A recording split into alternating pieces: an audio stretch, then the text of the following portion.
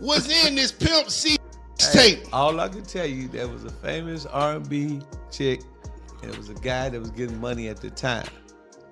And, you know, Pimp, he used to be in the studio. And every now and then he'd have a camcorder, so he was able to get some footage. And he wanted to do something with the footage, but I don't know why he didn't do nothing with it, but if I could have got a hold of that tape, I'd be a billionaire, man. I was, boy, hey, whoever it was, they had to kill me, man. I know TMZ would have paid a bank for that one, man. But yeah, it is a tape, and if you read the comments, a lot of people figured out. Okay. A lot of people figured out because, you know, people that was in Houston at the time, they know who was a little. People who were around Houston when those wild rumors about a Pimp C tape started making the rounds, they know exactly whose name kept coming up. And based on long-standing online chatter, that name was none other than Beyoncé herself, as certain internet discussions have suggested. And guess what? That wasn't even the craziest part of it all. If those circulating claims were to be taken at face value, the Epstein files that keep popping up online, Beyoncé's name is said to appear in those millions of unreleased documents. According to reports shared across social media, those files are described in some discussions as containing shocking details about people who mysteriously passed away. And that conversation has, at times, included Pimp C's name as well. Saying, Sean Carter, you're a piece of shit. Taking Pimp C wasn't bad enough. You just want to go down there and you want to just remove all of the balls from every real gangster in Houston. Now, no official documentation confirms any such link. But word on the street is that Beyoncé's bold and secretive past might be fully exposed very soon. At least, that's the tone being set in certain commentary spaces. And people are insisting there is way more drama beneath the surface than anyone ever expected. Brilliant musician. And she was trained at the esteemed Berklee College of Music. Handpicked by my very good friend, Terry Lynn Carrington, Dr. Terry Lynn Carrington, who put together Beyoncé's entire female band, which was Matthew Knowles' idea because he couldn't get Beyoncé to stop people. Guess you didn't know your daughter well enough because she just started all the girls. Here's where things start getting really messy. People have been talking, arguing that there is simply no way Beyoncé and Jay-Z could have been rubbing shoulders with so many controversial industry figures. Doing business, attending exclusive parties, forming deep connections, without having some awareness of what was happening around them. Even though no formal evidence publicly backs that assumption, some have compared their situation to the accusations surrounding Diddy, largely within online debate. So it wouldn't exactly shock anyone, particularly in the court of public opinion, if both Jay-Z and Beyoncé were ever called in for questioning, although no such legal process has been announced. In Beyoncé's case specifically, the whispers suggest she may have known far more than she ever publicly revealed. Up from the time she began dating Jay-Z to certain private moments she may have been present for, though it must be said, these remain claims rather than established facts. And that is exactly where the rumored Pimp C connection and the alleged tape keep resurfacing in the conversation. What a mess. All right, here's a little throwback. Back in the day, Pimp C first signed with Jive Records in 1992 as part of the legendary duo UGK alongside Bun B. They dropped their major label debut album, Too Hard to Swallow. And that title couldn't have been more fitting for the raw, unfiltered sound they brought to the table. Their fame skyrocketed in 2000 after they were featured on Jay-Z's massive hit Big Pimpin', which shot up to number 18 on the Billboard Hot 100 and hit number 1 on the Rhythmic Top 40. According to chart history, that collaboration made them household names virtually overnight. But then things took a turn. UGK went on hiatus in the early 2000s, and both Pimp C and Bun B started chasing solo careers. Sadly, tragedy struck in December 2007 on Jay-Z's very own birthday, when Pimp C was found dead in his hotel room.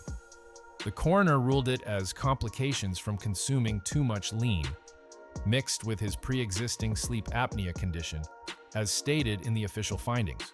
Still, the timing and the circumstances fueled ongoing conversation online. Here's what was reported at the time. Pimp C had been staying at the Mondrian Hotel in West Hollywood, working on new tracks and performing alongside Too Short. He was supposed to fly back home that very morning. His wife and cousin were waiting at the airport to pick him up. When he didn't answer his calls, a concern grew and the hotel was contacted to check on him. What happened next was haunting. Hotel staff found Pimp C unresponsive, and paramedics pronounced him dead not long after based on public reports. But here's the part that still gives people chills. DJ Paul from 3 6 Mafia later shared that Pimp C's manager described finding him lying down as though he was praying, and mentioned there was blood in the room, though those details stem from interview recollections rather than forensic reports. Some observers felt it looked like he had been hit. DJ Paul noted that people speculated Pimp C may have taken a blow to the head based on how he was found, though no official report supported that conclusion. He was described as kneeling, as if in prayer. Yeah, and that all the candles in the room had completely burned out, leading some to believe he had been gone for at least a day. Pimp C was known to light candles before going to sleep, according to people close to him, so that detail stood out significantly.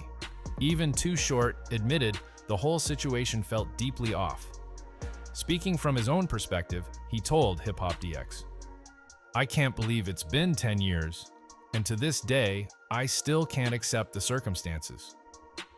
He pointed out how strange it is that so many artists are found alone in hotel rooms under unusual situations and said, "What the hell is going on with celebrities and hotel rooms?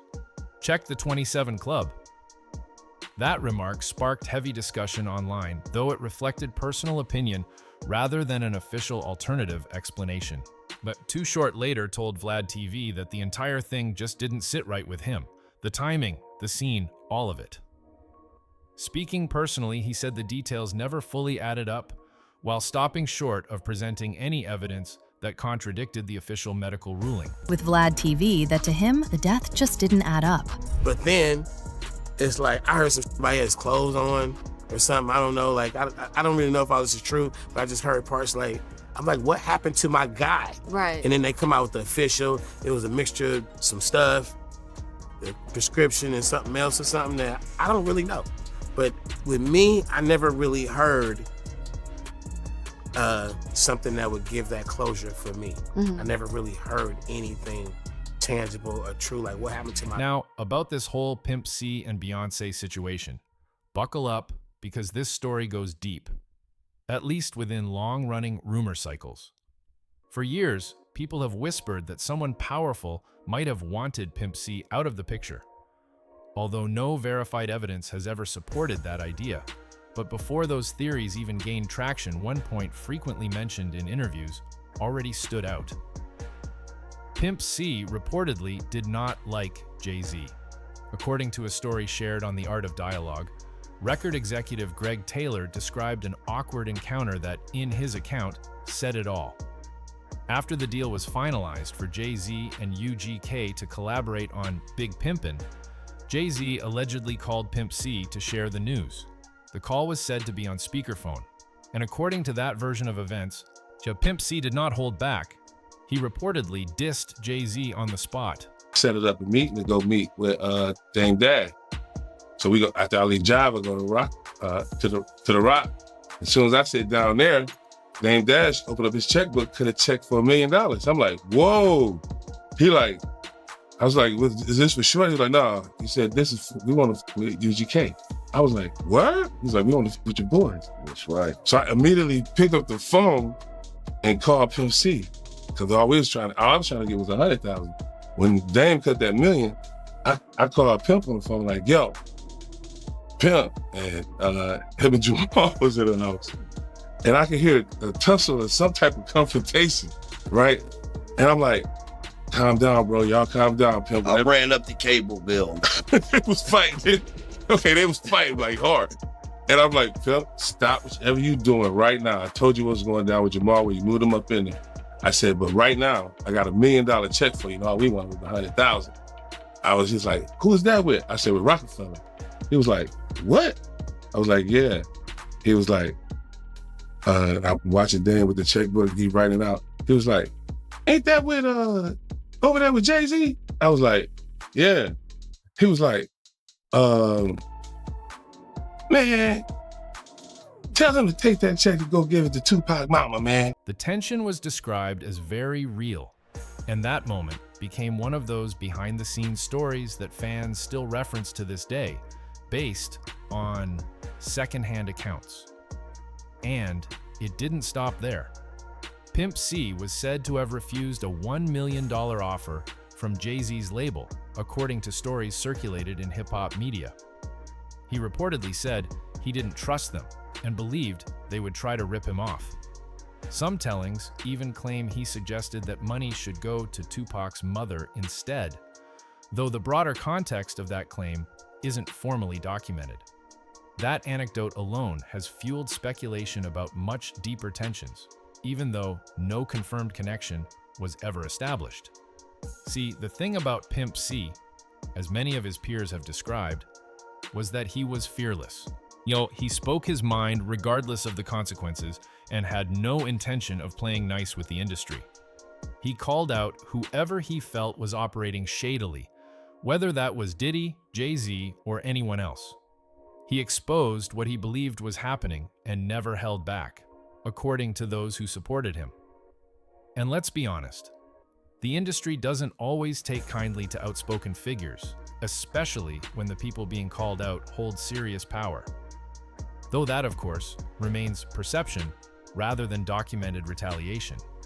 Then came the wildest rumor of all, that Pimp C had hooked up with Beyoncé and that a tape may have even been made, as suggested in long-running online speculation without any tangible proof.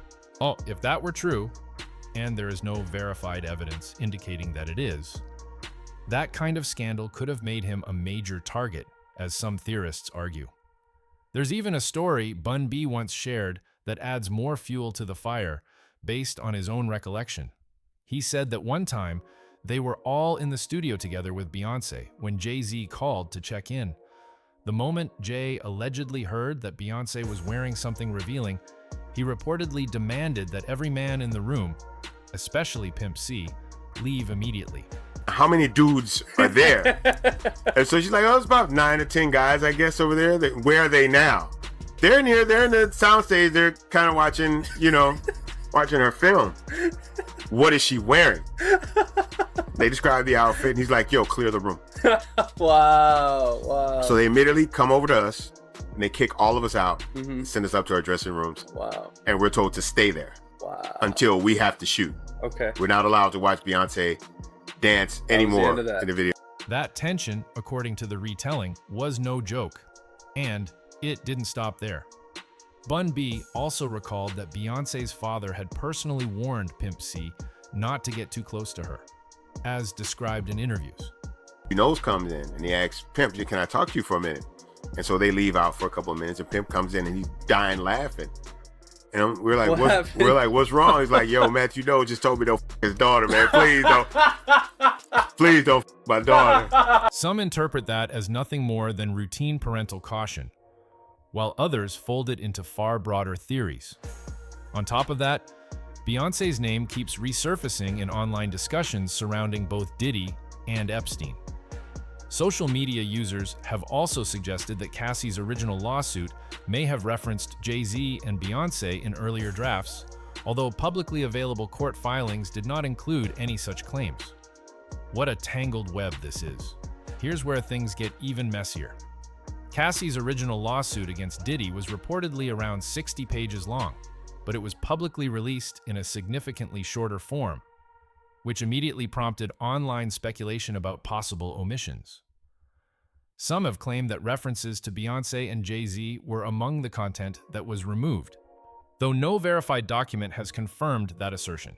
According to discussions circulating across blogs and forums, Beyoncé and Jay were supposedly present during an alleged altercation involving Diddy and Cassie, though no court has substantiated that account. In the rumored missing section, Cassie was said to have described running upstairs and locking herself in a bedroom after an incident while security searched for her. But again, these details come from online narratives rather than confirmed transcripts. When Cassie came back downstairs, Beyoncé and actress Jessica Alba were reportedly waiting in the foyer. According to the version of events circulating online, Beyoncé confronted Diddy directly, calling his actions completely unacceptable. Now, some retellings even claimed Diddy apologized on the spot, though these accounts remain based on secondary reporting rather than sworn testimony. But that wasn't all, at least in the versions being shared. Beyoncé was also said to have been upset with Jay-Z for attempting to comfort Diddy after the incident. Allegedly, she told him she was losing respect for him after that night, though no official transcript confirms any such exchange. Those who recount the story, however, describe the tension as extremely intense. Shortly after the alleged incident, Beyoncé, Cassie, Jessica Alba, and other guests reportedly left the party, either because they had witnessed something firsthand or because word had reached them. One version of the story claims Cassie left specifically with Jessica's group out of fear that Diddy could track her movements through Jay-Z's connections, though that claim stems from online storytelling rather than court findings. And just when you think it couldn't get any darker, Jaguar Wright made a series of provocative public claims, describing Jay-Z and Beyoncé in extreme terms and alleging serious misconduct on their part. Eventually, do you think there could be? Thousands. I've talked to hundreds that I deal with still myself. I have 3 victims right now who are willing to give testimony about not only what Mr. Carter has done to them, but his wife as well. They do nasty things. What do you think happened with Kim Keeping Porter? people against their will. Putting people on planes while they're unconscious, just like Aaliyah got on that plane. And everyone knows it. The wiretapping of the phones, putting AirTag on children during visits. These are normal practices of these people. Those statements were made in interviews and have not been validated in any court of law. Still, people online have consistently linked her comments to these broader ongoing narratives. Some commentators have drawn parallels between these rumors and other high-profile scandals involving figures like Diddy and Epstein, though no official case has ever connected Jay-Z or Beyoncé to criminal conduct in that context. Additional rumors about alleged freak-offs have also circulated online, again, without any substantiated evidence. But here's the real question that keeps circling back in conspiracy discussions. Could Jay-Z have had anything to do with Pimp C's mysterious death? Authorities ruled the death accidental. No charges have ever been brought, and nothing has officially suggested otherwise. Yet, speculation continues to persist in certain online spaces. And now, with all the chaos surrounding Diddy, some believe that broader industry scrutiny could follow if new information were ever to emerge. Though that remains entirely hypothetical. If any major revelations were to surface, public perception could shift dramatically. Whether Jay-Z and Beyoncé would ever face formal questioning remains completely uncertain. But what do you think? Is this all building towards something much bigger? Or is it simply another cycle of rumors repeating itself?